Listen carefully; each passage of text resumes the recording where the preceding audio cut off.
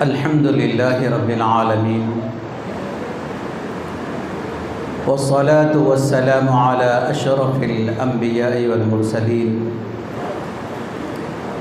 وعلى آله الطيبين الطاهرين وأصحابه الأكرمين أجمعين أما بعد۔ معزز حاضرین و سامعین اکرام، اللہ سبحانہ و تعالیٰ نے نبی کریم صلی اللہ علیہ وآلہ وسلم کی شان اقدس میں ارشاد فرمایا، ان اللہ و ملائکتہ یصلون علی النبی یا ایہا الذین آمنوا صلوا علیہ وسلموا تسلیما۔ اللہم صل علی سیدنا محمد وعلی آلہ وصحبہ افضل صلواتک وعدد معلوماتک وبارک وسلم۔ معزز حاضرین و سامعین اکرام، یقیناً یہ لمحات باعث شادمانی کے ہیں، اور فرحت و شادمانی میں ازدیاد کے وہ مراحل ہیں کہ جس کا آج ہم یہاں اہتمام کیے ہیں۔ یقیناً اس کا اہتمام اللہ سبحانہ و تعالیٰ نے ہر زمانے میں، ہر دور میں، ہر نبی کو، ان کی امت کو تعلیم اور تلقین کے لیے فرمایا تھا۔ یہ سعادت مندی اللہ تعالیٰ نے ہمارے حصے میں رکھی، اور اس سعادت مندی سے ہم لطف اندوز ہو رہے ہیں۔ ظاہری اعتبار سے اگر دیکھا جائے تو نبی کریم صلی اللہ علیہ وآلہ وسلم کی روئے زمین پر جلوہ گری، یقیناً یہ وہ لمحات ہیں کہ اللہ تعالیٰ نے آپ کی روئے زمین پر جلوہ گری کے ذریعے سے صرف اور صرف اہل عرب کو مالا مال نہیں کیا، اور نہ ہی صرف مسلم قوم کو مالا مال کیا، بلکہ اپنی رحمت کا وہ حصہ اللہ تعالیٰ نے اپنے مخلوق کے درمیان میں تقسیم کا ذریعہ اپنے حبیب کو بنایا، اور فرمایا کہ اے حبیب، ہم نے آپ کو سارے جہانوں کے لیے رحمت بنا کر مبعوث فرمایا ہے۔ وہ جس جہاں میں چاہیں تشریف لے جا سکتے تھے، لیکن یہ کرم بالائے کرم ہے کہ انہیں یہ جہاں پسند آیا۔ اللہ سبحانہ و تعالیٰ نے نبی کریم صلی اللہ علیہ وآلہ وسلم کی روئے زمین پر جلوہ گری یقیناً اس ماہ مقدس میں فرمائی ہے، لیکن جب سے کائنات عدم سے وجود میں آئی، اس وقت سے رب ذوالجلال نے اپنے حبیب کی آمد کے تذکروں کو ہر وقت اور ہر آن جاری اور ساری کر کے رکھا تھا۔ بظاہر ہمیں یہ معلوم ہوتا ہے یا یہ محسوس ہوتا ہے کہ یہ مہینے میں حضور کی پیدائش ہوئی، حضور کی آمد کا یہ ماہ ہے، اس کا ایک خاص اہتمام ہم اس مہینے میں کرتے ہیں، لیکن یاد رہے کائنات میں اللہ تعالیٰ نے ازل سے اس بات کا اہتمام فرمایا کہ ہر نبی کو تاکید فرمائی کہ وہ اپنی قوم کے سامنے، اپنی امت کے سامنے نبی آخر الزمان صلی اللہ علیہ وآلہ وسلم کی جلوہ گری کا تذکرہ بھی کریں، اور ساتھ ہی ساتھ آپ کے آمد کے تذکرے، اور جب آپ کی جلوہ گری ہو جائے گی اس وقت میں آپ پر ایمان لے آنا اور آپ کی حمایت اور نصرت میں اپنے آپ کو پیش قدمی کے ساتھ پیش کرنا، یہ اللہ تعالیٰ نے ہر نبی کو ہر زمانے میں اس بات کا امر فرمایا تھا، اور انبیاء کرام اس پر عمل آوری جو انہیں حکم دیا گیا تھا وہ کرتے رہے، اور خود بھی اس پر عمل کرتے، اور اپنے وقت کے انبیاء کو بھی جو حکم رب نے عنایت فرمایا تھا وہ اپنی امتوں کے سامنے، اپنی قوم و ملت کے سامنے یہ تذکرے بھی کیا کرتے تھے کہ ایک نبی آخر زمان کی جلوہ گری ہونے والی ہے۔ حاضرین محترم، یقیناً یہ خوشی کے لمحات بظاہر ہمیں لوگ یہ محسوس کرتے ہیں کہ یہ ایک دن خوشی ہونی چاہیے تھی، اور اس کو بارہا کیوں سیلیبریٹ کیا جاتا ہے، یعنی خاص کر اس کے اہتمامات ہر وقت اور ہر لمحہ کیوں کیے جاتے ہیں؟ تو اگر اس کا جواب اگر ہم دیکھیں تو قرآن کریم میں اللہ تعالیٰ نے متعدد مقامات پر سابقہ انبیاء اور ان کی قوموں کا ذکر فرمایا اور ان پر کیے جانے والے اپنے انعامات کا بھی ذکر فرمایا، اور ہلاکتوں اور بربادیوں میں وہ قومیں جو آگے بڑھ چڑھ کر آگے اپنے آپ کو ہلاکت کی طرف لے گئی تھی، اور ان پر جو عتاب یا عذاب اللہ تعالیٰ کی طرف سے نازل ہوا اس کا بھی ذکر فرمایا۔ تو جہاں نعمتوں کا ذکر ہوتا ہے وہاں خوشی کا اظہار بھی ہو، اور جہاں رب کی یعنی نعمتوں کے ساتھ ساتھ عتاب کا، عذاب کا اور اللہ کے غضب کا جہاں ذکر ہوتا ہے وہاں بندے کے اوپر ایک افسردگی اور ایک غم کی کیفیت بھی اس کے اوپر طاری رہے۔ اگر ہم حضور علیہ الصلاۃ والسلام کی سیرت، صحابہ کرام کے اطوار کو اگر ہم دیکھیں تو یہ بات روز روشن کی طرح ہمارے سامنے عیاں بیاں ہو جاتی ہے کہ یقیناً حضور علیہ الصلاۃ والسلام صحابہ کرام کے درمیان میں اپنے حکم کے ذریعے سے صحابہ کو اس بات کی تعلیم اور تلقین فرمایا کرتے تھے کہ جب تک انعامات کا ذکر ہو تو یقیناً اپنے اوپر خوشی کو طاری بھی کر کے رکھیں، اور جہاں رب کے عتاب کا جہاں ذکر ہو وہاں اپنے اوپر ایک غضب کی جو کیفیت ہوتی ہے یا اللہ کا ڈر، خوف اور خشیت جو ہوتی ہے اس کو اپنے اوپر طاری کر کے رکھیں۔ اس کی مثال اگر دیکھنی ہو تو یاد رکھیے قرآن کریم میں متعدد مقامات پر اللہ نے اپنی سابقہ قوموں کا اور ان کے ساتھ میں نبیوں کا، نیکوکار لوگوں کا اور ان کے ساتھ میں ہلاکت اور بربادی کی طرف جو قومیں آگے بڑھی ہیں ان تمام کا ذکر کیا ہے، لیکن ان تمام کی طرف گئے بغیر ایک مختصر سی بات ذکر کر کے اپنی گفتگو کو سمیٹتا ہوں۔ حاضرین محترم، حضور علیہ الصلاۃ والسلام اپنی حیات طیبہ میں کئی غزوات آپ نے فرمائے، ان میں خاص کر غزوہ تبوک کا جہاں ذکر ملتا ہے تو حضور علیہ الصلاۃ والسلام صحابہ کرام کے ساتھ جب غزوہ تبوک کے غرض سے جب رخصت ہو رہے تھے، جا رہے تھے ایک وادی سے، ایک قوم جہاں پہلے آباد تھی، جہاں اللہ تعالیٰ کا ایک وقت میں عذاب اور عتاب نازل ہوا تھا۔ حضرت صالح علیہ السلام کی وہ قوم تھی جن پر نہ کرنے والے کام کرنے کی وجہ سے اللہ نے اپنے عتاب کا، عذاب کا ذکر فرمایا اور پوری قوم کو ہلاک و برباد اور تہس نہس کر کے رکھ دیا تھا۔ اس وادی سے، اس بستی سے جب حضور علیہ الصلاۃ والسلام گزرنے لگے تو ایسے لمحات میں حضور علیہ الصلاۃ والسلام کی جو کیفیات تھی، احادیث شریفہ میں جن کا ذکر اس انداز کے ساتھ ملتا ہے کہ جب حضور وہاں سے گزرتے تو صحابہ کو تعلیم کرتے، تلقین کرتے اور یہ امر فرماتے کہ جب یہاں سے گزرو ان وادیوں سے، ان بستیوں سے، تو اپنے اوپر ایک غضب کی جو کیفیت ہوتی ہے، یعنی اللہ کے عذاب سے بچنے کی جو کیفیت ہوتی ہے، اللہ کے عتاب سے بچنے کی جو کیفیت ہوتی ہے، یعنی آہ و بکا اپنے اوپر طاری کرو اور وہاں سے بڑی تیزی کے ساتھ گزر جاؤ۔ تو صحابہ کرام حضور علیہ الصلاۃ والسلام کے جناب میں یہ عرض کیا کرتے، یا رسول اللہ ہم اس وادی سے، اس بستی سے گزر رہے ہیں،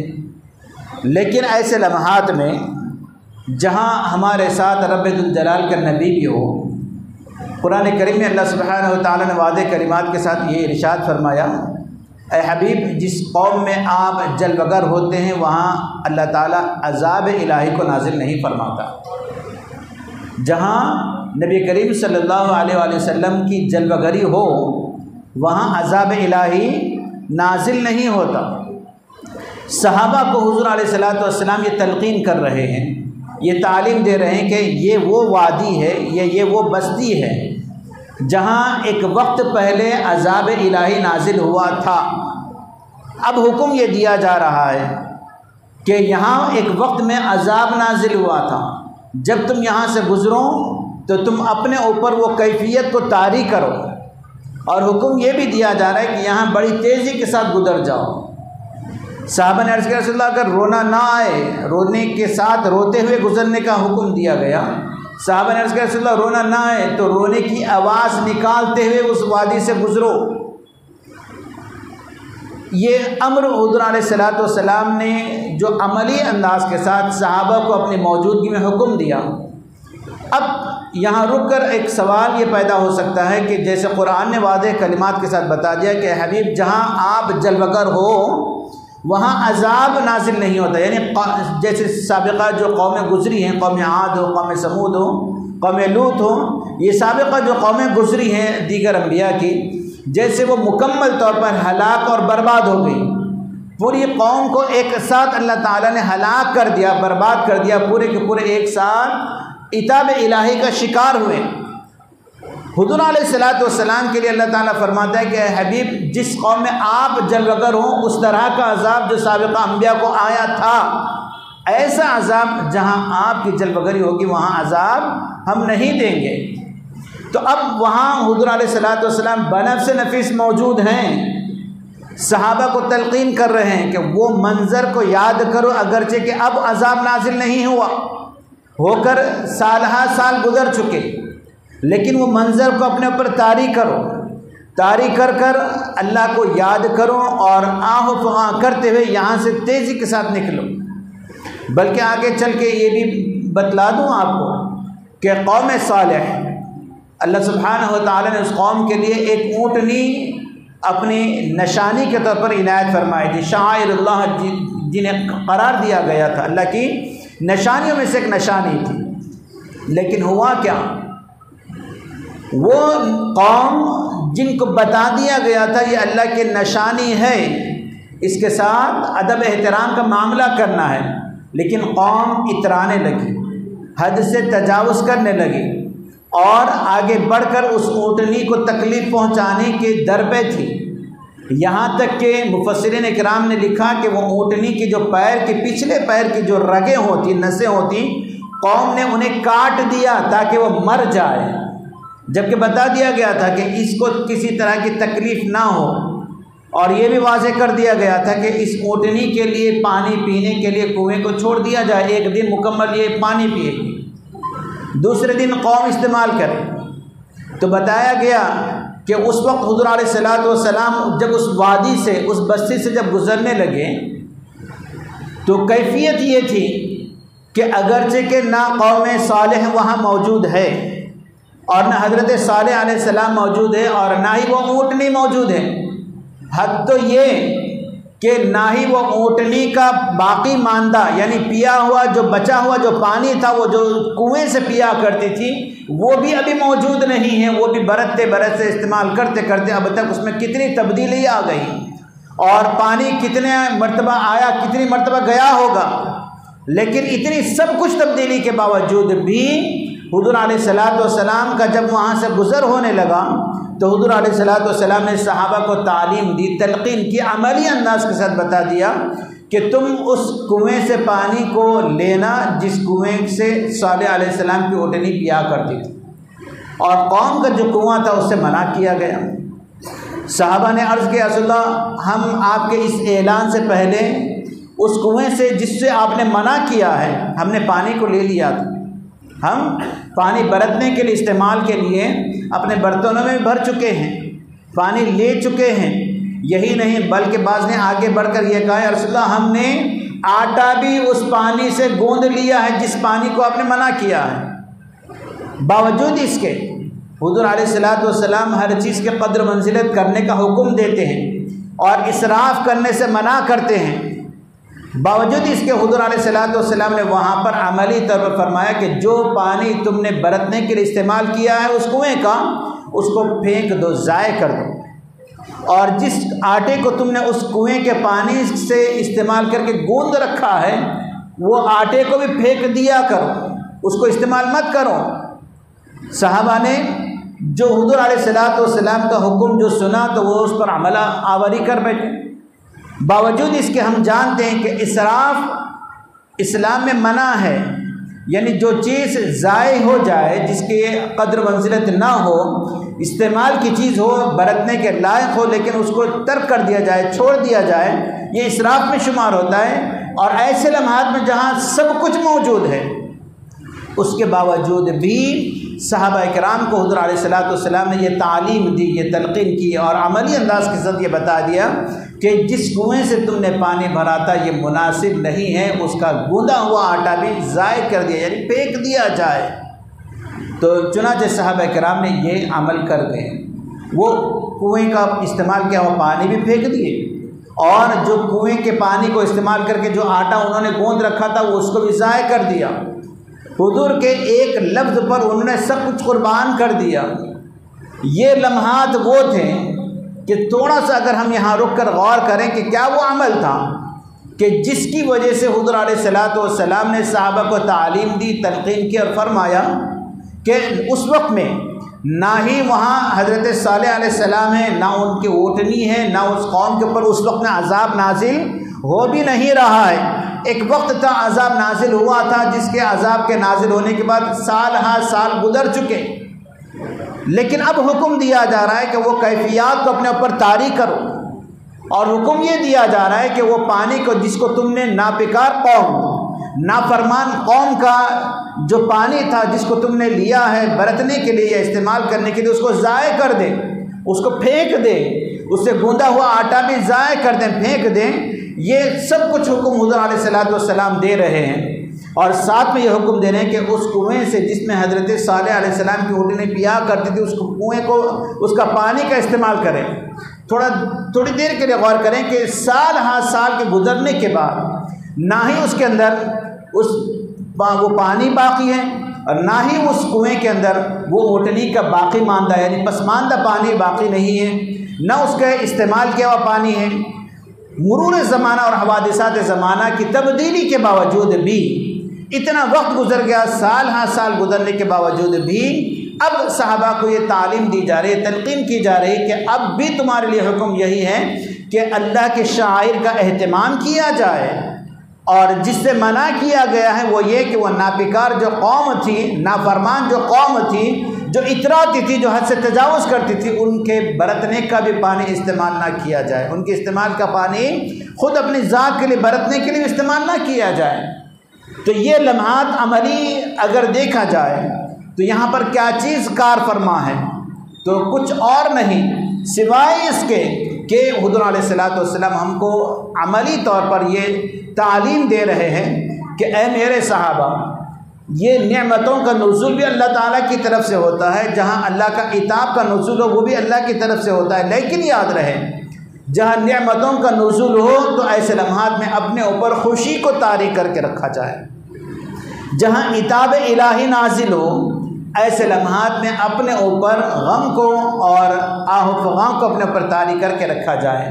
یہی وہ لمحات تھے کہ جہاں حضور نے عملی انداز کے ساتھ تعلیم دی، تلقین دی، اور تلقین کر کے بتا دیا کہ یہ وہ لمحات ہیں کہ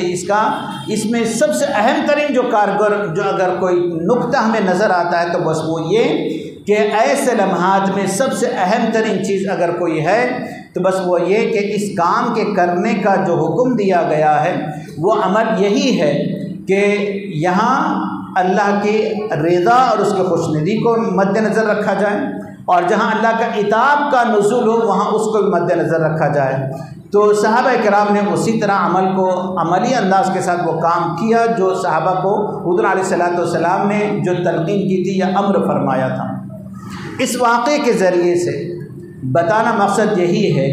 کہ سال ہا سال کے گزر جانے کے باوجود بھی جب وہ واقعہ لوٹ کر آتا ہے یا اس بستی سے اس علاقے سے جب بھی ہمارا گزر ہوتا ہے تو ایسے لمحات پہ اس پر غم کی کیفیت کو طاری کر کے گزرنا اور آہ و فغاں کرتے ہوئے وہاں سے گزرنا، اور اللہ کے نافرمان بستی سے جب گزریں تو وہاں کے اس پینے کے پانی کا جو استعمال وہ لوگ کیا کرتے تھے اس کو چھوڑ دینا، اس کو ترک کر دینا اور صحیح چیز کا استعمال کرنا، یقیناً یہ شعائر اسلام میں سے اس کا شمار کیا جاتا ہے۔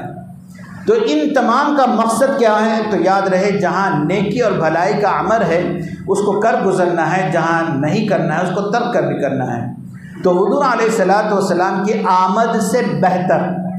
کیا کوئی اور لمحات ہو سکتے ہیں کہ جہاں اللہ سبحانہ و تعالیٰ نے مسلمانوں کو ایک نعمت عظمیٰ کی شکل اور صورت میں حضور کی ولادت جو فرما دی، آپ کو وہ زمین پر جو جلوگر فرمایا، تو یاد رہے یہ عام نعمتیں اور ہیں، لیکن یہ عظیم ترین نعمت ہے، یہ اتنی عظیم ترین نعمت ہے کہ جس کا ہم حد و شمار نہیں کر سکتے۔ لیکن اس کو سمجھنے کے لیے ایک بات، عمومی طور پر ہم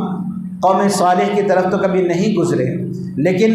جو انسان حج بیت اللہ کے غرض سے یا عمرہ کے غرض سے گیا ہے، وہ ضرور بضرور مینا اور مزدلفہ کی جو وادیاں ہیں وہاں سے ہوتا ہوا آگے بڑھتا ہے۔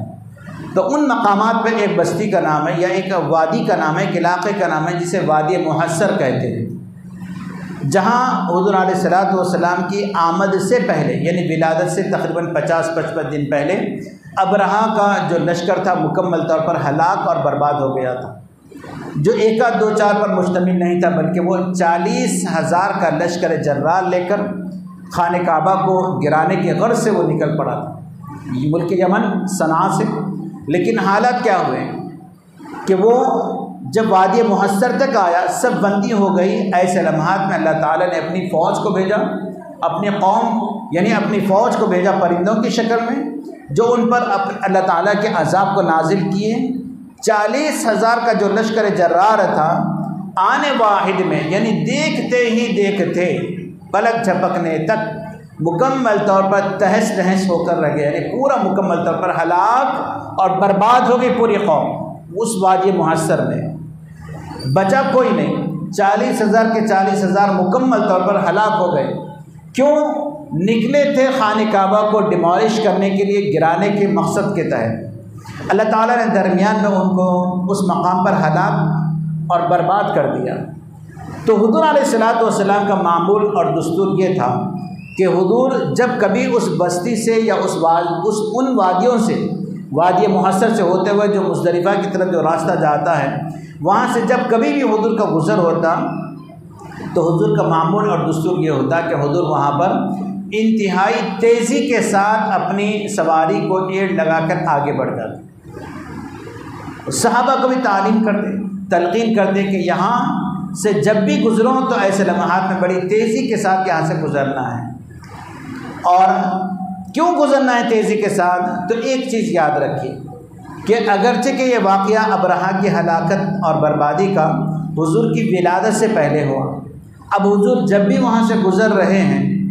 تو بڑی تیزی کے ساتھ گزر رہے ہیں، اور ساتھ میں اپنے چہرے انور کو نیچا کر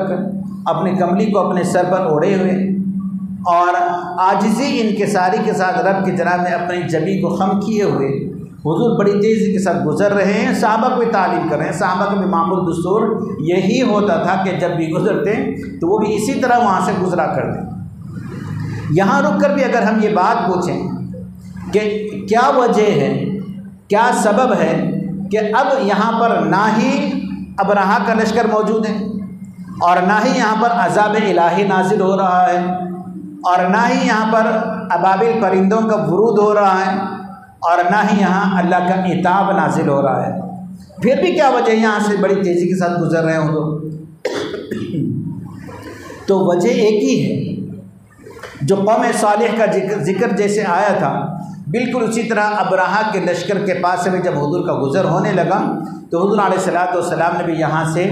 اسی انداز کے ساتھ اپنی سواری کو ایڑ لگا کر تیزی کے ساتھ گزر رہے ہیں اور عملی طور پر صحابہ کو تعلیم اور تلقین کر رہے ہیں کہ یہاں سے بڑی تیزی کے ساتھ تمہیں گزرنا ہے۔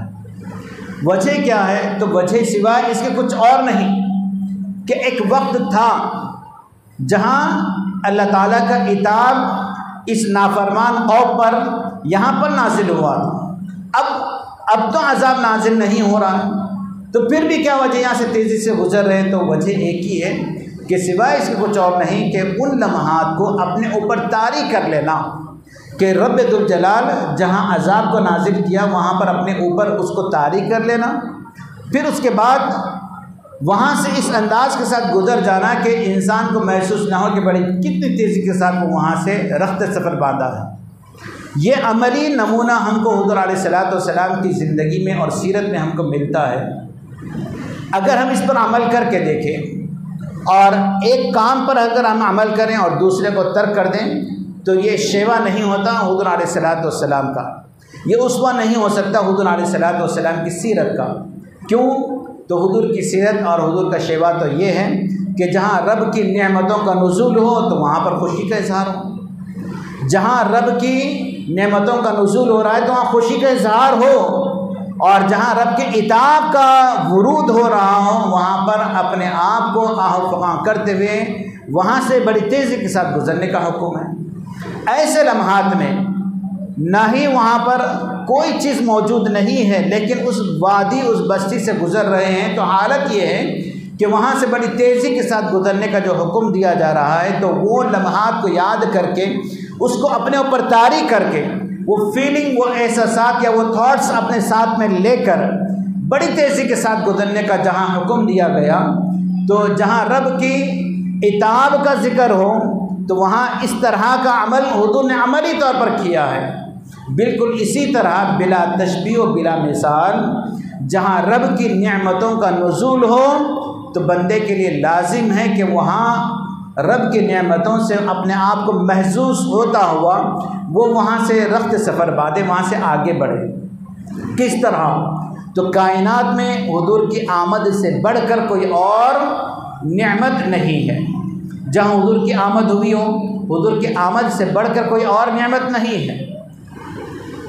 رب نے اپنی نعمتیں بہت سارے ہم کو نوازی، اور اتنی نوازی ہے کہ ان گنت ہے، لامتناہی تعداد میں جس کا ہم اعداد و شمار نہیں کر سکتے، لیکن اس کے باوجود بھی اللہ سبحانہ و تعالیٰ نے یہ نہیں فرمایا کہ میں تمہارے اوپر احسان کر رہا ہوں، بلکہ اتنا فرمایا کہ قرآن کریم میں اس بات کا ذکر کیا گیا کہ وَإِن تَعُدُّوا نِعْمَةَ اللَّهِ لَا تُحْصُوهَا، کہ لوگوں تم اگر میری نعمتوں میں سے کسی ایک نعمت کو اگر تم شمار کرنا چاہو تو تم شمار نہیں کر سکتے۔ ایک نعمت کو بھی تم اگر رب کی گننا چاہو، شمار کرنا چاہو تو نہیں شمار کر سکتے۔ رب کی نعمتیں کتنی ہیں تو جس کو ہم شمار نہیں کر سکتے، رب خود فرما رہا ہے۔ تو اب انسان کے لیے کیا ہے؟ تو بتایا گیا کہ ہر نعمت پر شکر ادا کرنا لازم و ضروری ہے۔ کیوں؟ کہ اگر بندہ رب کی نعمتوں پر شکر بجا لائے گا تو ایسے لمحات میں رب کی نعمتوں سے وہ مالا مال ہوگا، رب کی رحمتیں اسے نوازی جائے گی، اور اگر شکران نعمت نہ کرے، کفران نعمت کرے گا تو ایسے لمحات میں وہ اللہ کے نافرمان بندوں میں اس کا شمار ہوگا۔ اسی لیے بتایا گیا کہ انسان جب کبھی رب کی نعمتوں کو یاد کرتا ہے تو ایسے لمحات میں وہ نعمتوں کے ساتھ ساتھ اس کے حمد و ثنا، اس کی کبریائی، اس کی بڑائی، اس کی تحمید، اس کی تقدیس اور اس کی ثنا کو وہ اپنے زبان سے جاری اور ساری کرتا ہے۔ اور یہ طریقہ یہ آج یا کل کا نہیں، ایک عرصہ دراز سے ہمارے درمیان میں یہ سلسلہ چلتا آ رہا ہے کہ جب بھی ہم رب کی نعمتوں کو یاد کریں، اس کی تحمید اور اس کی تقدیس کا بھی ذکر کریں۔ تو حاضرین محترم، رب کی کتنی نعمتیں ہیں، تو جیسا میں نے ابھی ذکر کیا کہ ہم ایک نعمت کو شمار نہیں کر سکتے۔ اب کل کتنی نعمتیں ہیں وہ رب جانے کہ کتنی نعمتوں سے ہمیں مالا مال کر رہا ہے۔ صرف ایک انسان اگر غور کر لے، زندگی گزارنے کے لیے سب سے اہم ترین اگر کوئی چیز ہے تو وہ ہے انسان کی حیات کے لیے سانس کا لینا۔ بغیر کھائے پیے انسان رہ سکتا ہے، بغیر کھائے رہ سکتا ہے، بغیر پیے بھی رہ سکتا ہے، جسے ہم روزوں میں رمضان میں اہتمام کرتے ہیں، 12 سے 14 گھنٹے کا اہتمام ہوتا ہے۔ لیکن یہ جو لمحات ہوتے ہیں کہ جس کو ہم شمار نہیں کر سکتے، تو وہ کتنی نعمتیں ہیں، تو بتایا گیا کہ وہ بہت ساری نعمتیں ہیں، اس کا مکمل طور پر احاطہ تو ہم سے ممکنات میں سے نہیں ہے، لیکن اتنا ضرور ہے کہ ہر نعمت کو اللہ تعالیٰ نے گنایا نہیں ہے، ہر نعمت کا ذکر کر کے اس کو شمار نہیں کروایا، اور کسی بھی نعمت کو یاد دہانی کروا کر اس پر احسان نہیں جتلایا کہ میں نے تم پر احسان کیا ہے، یہ تم کو نعمت دی، میں نے تمہارے پر احسان کیا ہے، یہ نعمت سے تمہیں مالا مال کیا۔ اس طرح رب نے پورا مکمل طور پر کہیں بھی ہم کو حکم نہیں دیا کہ یہ نعمت ہم نے تم کو دی، یہ دی، یہ دی، کوئی نعمت کا تذکرہ نہیں کیا۔ باوجود اس کے نعمتیں کروڑوں ہم استعمال کرتے ہیں رب ذوالجلال کی، لیکن اس کے باوجود اس پر شکر کریں یا نہ کریں، رب برابر نوازتا ہے، ضرور نوازتا ہے۔ لیکن یاد رہے اللہ تعالیٰ جب اپنے حریم قدس سے ایک عظیم ترین نعمت کو جو ہمیں مالا مال کرنے کے لیے اور ہماری رشد و ہدایت کا پیغام بنا کر رب ذوالجلال نے نبی مکرم صلی اللہ علیہ وآلہ وسلم کو جب روئے زمین پر جلوہ گر فرما رہا تھا، تو ایسے لمحات میں انسانوں کو، خاص کر ایمان والوں کو حکم دیتے فرمایا کہ اگر تم عام نعمتوں کو جیسے تم فراموش کر دیتے ہو، یعنی سن کر اس کو پیچھے ڈال دیتے ہو، اس پر عمل نہیں کرتے، اسے پس پش ڈال لیتے ہو اور اس کو اپنے خاطر میں نہیں لاتے، کہیں ایسا نہ ہو کہ ہر نعمت کو جدا گانا ہے، لیکن اسی طرح یہ جو نعمت ہم تم کو دے رہے ہیں، اس نعمت کے حصول کے بعد تم سے اس طرح کی کوئی لاپرواہی نہ ہو۔ اسی لیے اللہ سبحانہ و تعالیٰ نے نبی مکرم صلی اللہ علیہ وآلہ وسلم کو جب ہمیں نوازا تو فرمایا کہ لقد من اللہ علی المؤمنین اذ بعث فیہم رسولا، کہ اے ایمان والو ہم نے تم پر احسان کیا ہے، احسان ہی نہیں بلکہ فرمایا کہ احسان عظیم کیا ہے کہ جو ہم نے تم ہی میں سے اپنے حبیب کو جلوگر فرمایا ہے، پیدا کیا۔ تو حاضر مطلب انسان سب کچھ اپنا نوازتا ہے، لیکن اپنا حبیب کبھی کسی کو نوازا نہیں چاہتا۔ یہاں رب ذوالجلال نے اپنے حبیب کو ہمیں نوازا، اور ساتھ ہی ساتھ یہ تاکید فرما دی کہ عام نعمتوں کی طرح تم اس نعمت کو کہیں پس پشت نہ ڈال لو، بلکہ حکم فرمایا کہ ہم تم پر احسان کر رہے ہیں، یہ تو ہمارا تم پر احسان عظیم ہوگا کہ ہم تم کو یہ احسان ہمیشہ یاد دلاتے رہیں گے جب بھی تم قرآن پڑھو گے، اور اس کے ذریعے سے تم یہ سیکھنا چاہو گے تو یہ یاد رکھنا کہ یہ تمہارے لیے عظیم ترین نعمتوں میں سے ایک نعمت ہے جو رب ذوالجلال نے تمہیں نوازا ہے۔ تو اب جب حضور کی آمد ہو جائے تو ایسے لمحات میں انسان کے لیے لازم ہے، ضروری ہے کہ وہ حضور علیہ الصلوۃ والسلام کی آمد پر آپ کے تذکرے کریں، آپ کے آنے کے تذکرے اپنی آگے آنے والی نسلوں کے درمیان میں اس کو جاری کریں۔ وہ کس انداز کے ساتھ ہوگا؟ تو میلاد کا جو مقصود ہمارے درمیان میں ہے وہ یہی ہے کہ حضور علیہ الصلوۃ والسلام کی آمد کا تذکرہ ہو، اور ساتھ میں حضور کے محاسن کا بھی ذکر ہو، حضور کے خصائص کا ذکر ہو، حضور سے وابستگی کا ذکر ہو۔ تو یہ تمام چیزیں بندے کو ملتی کہاں ہیں؟ تو یاد رہے یہ تمام چیزیں بندے کو اس طرح کی جو محافل کا جو انعقاد ہوتا ہے، ان محافل میں یہ تمام چیزیں بندے کو نصیب ہوتی ہیں، کیونکہ حاضرین محترم رب ذوالجلال نے جو اپنے حبیب کو ہمارے درمیان میں مبعوث فرمایا ہے، تو یاد رہے وہ عظیم نعمت جب ہمارے درمیان میں جلوگر ہوئی تو اللہ سبحانہ و تعالیٰ نے ہم کو جو تعلیم دی، تلقین دی، اور جو حکم دیا کرنے کا یا نہ کرنے کا، یہ تمام چیزیں اپنی جگہ مسلمہ ہیں، لیکن ساتھ ہی ساتھ یہ بات ذہن نشین ہمارے درمیان میں ہونی چاہیے کہ حضور علیہ الصلوۃ والسلام کی آمد کی وجہ سے اللہ سبحانہ و تعالیٰ نے کائنات کا ہر وہ حصہ ہمارے لیے مقدر فرما دیا ہے، ہر وہ چیز ہمارے لیے معین فرما دی ہے، ہر وہ چیز ہمارے لیے نصیبہ کر دیا ہے۔ اگر ہم اس کو بھول کر، اس کو فراموش کر کے اگر ہم ایک دن بھی حضور کی آمد کی خوشی کا اگر اہتمام نہ کریں تو یاد رہے ہم سے زیادہ نالا کوئی اور ہو نہیں سکتا۔ اسی لیے ہم پر لازم اور ضروری کہ حضور کی آمد کا جہاں ذکر ہو تو ساتھ میں حضور کے اوصاف کا بھی ذکر ہو، حضور کے خوبیوں اور کمالات کا بھی ذکر ہو، حضور سے وابستگی کا بھی ذکر ہو۔ یہ تمام چیزوں کا ذکر ہم کو ان محافل کے ذریعے سے میسر ہوتا ہے۔ کیوں؟ تو حضور علیہ الصلوۃ والسلام نے یہ تعلیم دی، یہ تلقین دی، اور یہ امر فرما دیا کہ ادبوا اولادکم علی ثلاث خصال، کہ اے لوگوں تم اپنی اولاد کو 3 چیزوں کا خوگر بنا دو، 3 چیزیں اس کو سکھاؤ، ان کو بتلا دو۔ تو یہ 3 چیزوں میں جو حضور علیہ الصلوۃ والسلام نے تعلیم دی، تلقین دی، اور ہم کو کام کرنے کا جو امر فرمایا ہے، وہ کیا چیزیں ہیں کہ جس کے ذریعے سے ہمیں حضور علیہ الصلوۃ والسلام کے اس امر پر یا اس کام پر عمل کرنے کی ہمیں جو کوشش کرنی چاہیے۔ تو یاد رہے اگر بندہ شروع سے اگر یہ کام کرتا رہے، یقیناً آگے کے مراحل میں اس کے لیے آسانیاں ہوتی ہیں۔ وہ 3 کام جو حضور نے عملی طور پر ابتدائی زمانہ سے ہمارے لیے فرمایا اور بتلا دیا کہ ابتدا سے، یعنی بچوں کو تم 3 چیزوں کا خوگر بنا دو، عادی بنا دو۔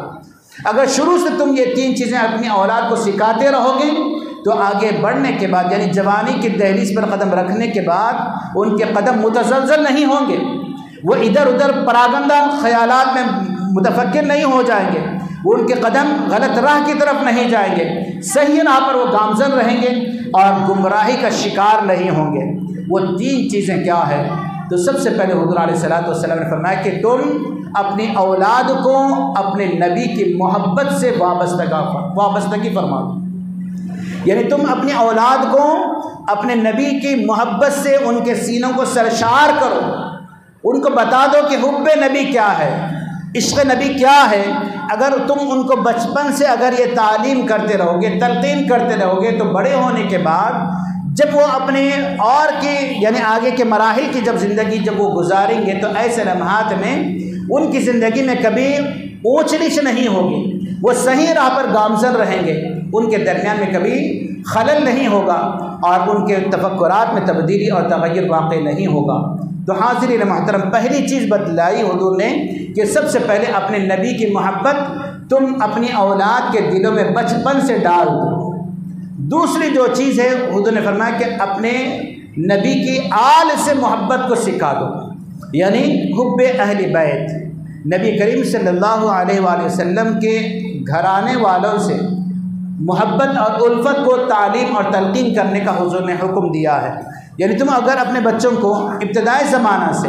یہ تعلیم دو گے، یہ تلقین کرو گے کہ تم کو نبی سے بھی محبت کرنا ہے اور نبی کے ساتھ ساتھ نبی کے گھرانے والے سے بھی محبت کرنا ہے، تو یہ وہ امر ہے کہ بندہ کبھی ان گھرانے والوں کے خلاف میں آگے قدم نہیں بڑھائے گا، ان کے نظریات سے اپنے نظریات کو آگے نہیں لے جائے گا، ان کے خلاف میں کوئی کام کرنا وہ گوارا نہیں کرے گا۔ اسی طرح حضور نے تعلیم اور تلقین کرتے فرمایا کہ تیسرا امر فرمایا وہ یہ ہے کہ لوگوں تم اپنی اولاد کو قرآن کی تلاوت سکھاؤ۔ تین چیزیں، ایک حب نبی سکھاؤ، دوسرا حب اہل بیت سکھاؤ، اور تیسرا حضور علیہ الصلوۃ والسلام نے فرمایا کہ تم ان کو محبت نبی اور اہل بیت کی محبت کے ساتھ ساتھ قرآن کی تعلیم تم ان کو بچپن سے دیا کرو۔ اگر تم بچپن سے ان کو یہ تین چیزوں کا اگر عادی بنا دو گے تو تمہاری اولاد آگے بڑھ کر دنیاوی ماحول میں جب گم ہو جائے گی، وہ معاشرے میں یا کسب معاش کے طور پر اپنے قدم کو جب آگے بڑھائے گی تو ایسے لمحات میں ان کے قدم آگے بڑھ کر بہک نہیں جائیں گے،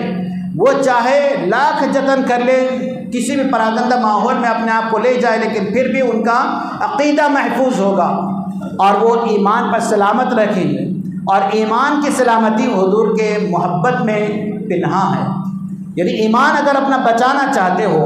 ایمان پر اگر اپنے آپ کو قائم رکھنا چاہتے ہو، تو سب سے اہم ترین چیز جو حضور علیہ الصلوۃ والسلام نے جو ہم کو تعلیم دی، تلقین دی اور عملی طور پر ہم کو بتایا وہ یہ کہ تم اپنے نبی سے محبت کو وابستہ کر لو، اور یہ وہ عمل ہے کہ ایمان کی سلامتی اسی کے اندر چھپی ہوئی ہے کہ بندہ اگر اس کو چھوڑ دے، اس کو ترک کر دے، کسی اور قدم کی طرف اگر آگے جا کر اپنے ایمان کی حفاظت کرنا چاہے تو یاد رہے گا سب کچھ مل سکتا ہے، لیکن ایمان کی سلامتی وہ وہاں سے نہیں بلکہ وہ نبی کی محبت سے ایمان کی سلامتی بندے کو نصیب ہوتی ہے۔ تو حاضرین محترم، یہ تین امور میں ان میں سے ایک عملی تھا جس کو حضور علیہ الصلوۃ والسلام نے ہمیں تعلیم اور تلقین کے ذریعے سے بتا دیا، اور عقیدے کی تعلیم حضور نے ہمیں دی، وہ یہ کہ حب نبی اور حب اہل بیت کے عقیدے میں سے ہے، اور عملی چیز قرآن کی تعلیم تھی۔ تو اس میں اگر دیکھا جائے تو سب سے پہلی چیز حضور علیہ الصلوۃ والسلام نے عقیدے کو مقدم رکھا عمل کے مقابل میں۔ یہی وجہ ہے کہ عمل کا جو چیز تھی اس کو حضور نے مؤخر کر کے ذکر کیا، اور جو چیز عقیدے سے تعلق رکھتی ہے اس کو حضور نے مقدم کر کے ذکر کیا۔ تو حاضرین محترم، اگر عقیدہ اگر سلامت ہو تو انسان چاہے کچھ بھی کر لے وہ سدھر سکتا ہے، اس میں تبدیلی اور تغیر آ سکتا ہے۔ اگر وہ غلط راہ کی طرف بھی اگر قدم بڑھا لے تو اس کے اندر تبدیلی آ سکتی ہے، بہتری اس کے اندر آ سکتی ہے۔ لیکن یاد رہے، اگر عقیدے میں بگاڑ ہو، عقیدہ اگر درست نہ ہو، اور صحبت اگر بندے کو صحیح میسر نہ ہو، غلط صحبت اور سنگت کی وجہ سے اگر وہ کسی اور کی صحبت اور سنگت کی وجہ سے اگر وہ اپنے عقیدے کے اندر تبدیلی لا رہا ہے تو یاد رہے کہ یہ صحیح نظریات نہیں ہیں، یہ صحیح عقیدہ نہیں ہے، یہ ایمان سے اپنے آپ کو پھیرنا اور حضور سے اپنے آپ کو چھوڑ لینے والی امور میں سے اس کا شمار ہوگا۔ اس لیے لازم ہے کہ بندے کے لیے کہ وہ سب سے پہلے اپنے عقیدے کی فکر کریں، عقیدے میں مضبوطی اور پختگی کو اپنائیں، اور حضور سے محبت اور حضور سے وابستگی وابستگی کو جوڑ کر رکھیں، حضور کے اہل بیت سے اپنے رشتے ناطے کو، تعلق کو مضبوطی کے ساتھ قائم کر کے رکھیں، اور اپنی اولاد کو خاص کر قرآن کریم کی تعلیم سے وابستہ کر کے رکھیں۔ یہ وہ امور ہیں کہ جس کے ذریعے سے بندہ اپنے دنیا کو بھی سنوار سکتا ہے اور اپنی اخروی زندگی بھی اس کے ذریعے سے بہتر ہو سکتی ہے۔ یقیناً اللہ تعالیٰ ان امور کے ذریعے سے ہمیں اس پر عمل کرنے اور اس کے ذریعے سے ہماری زندگیوں میں سدھار لانے اور اس کے ذریعے سے ہماری آگے کی زندگیوں کو تابناک بنانے کہ مولا کوشش کرنے کی مولا ہمیں توفیق عطا فرما۔ ہر خیر کو مالک ہمارے لیے مقدر فرماتے ہوئے ہر شر سے، ہر برائی سے، ہر وبا سے، ہر مرض سے، ہر مصیبت سے، ہر پریشانی سے، ہر بلا سے، ہر وبا سے ہمارے نسلوں کے اور مسلم معاشرے کے مالک حفاظت فرما۔ وصلی اللہ تعالیٰ وسلم علی خیر خلقہ سیدنا محمد وعلی آلہ وصحبہ وبارک وسلم اجمعین والحمد للہ رب العالمین۔ سبحان اللہ۔